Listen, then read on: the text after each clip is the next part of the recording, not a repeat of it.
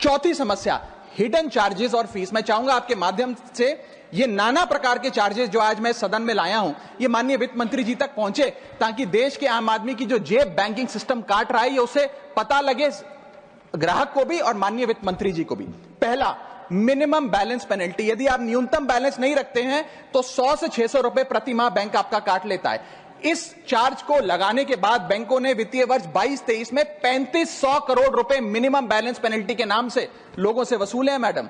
दूसरा charge, extra ATM usage. आपको ATM transaction के लिए 2 से 3 की मोहलत मिलती है, 2 से 3 की इजाजत मिलती है बैंकों द्वारा। अगर आप चौथा पांचवां ट्रांजैक्शन कर लें तो हर ट्रांजैक्शन पे 20 रुपए एटीएम चार्ज आपको देना पड़ता है। इनएक्टिविटी फी 100 से 200 रुपए सालाना, यानी कि अगर बैंक आप बहुत ज्यादा अपना अकाउंट यूज नहीं करते हैं तो बैंक इनएक्टिविटी के नाम पे भी चार्ज लगा देता है। फिर बैंक स्टेटमेंट आप मंगवाते हैं तो बैंक स्टेटमेंट इशुएंस चार्जेस के नाम पर आपसे 50 से 100 रुपए लेता है। फिर आप कहते हैं हमें एसएमएस अलर्ट के माध्यम से मेरे बैंक के खाते में क्या आ रहा है उसकी जानकारी मिले, तो एसएमएस अलर्ट चार्जेस के नाम पर भी प्रति क्वार्टर 20 से 25 रुपए आपसे लिया जाता है। ऑनलाइन पेमेंट करेंगे एनईएफटी की तो ट्रांजैक्शन फी भी ली जाती है। जबरदस्ती आपको पहले लोन बेचते हैं और फिर उसके बाद लोन प्रोसेसिंग फी के नाम पर 1 से 3% लोन अमाउंट का काट लेते हैं। और जब आपकी किस्मत ठीक चल रही हो और आप समय से पहले अपना लोन बकाया जो है उसका भुगतान करने बैंक पहुंच जाएं तो loan pre closure charges, early payment penalty के नाम पर भी बैंक आपसे पैसा वसूलता है।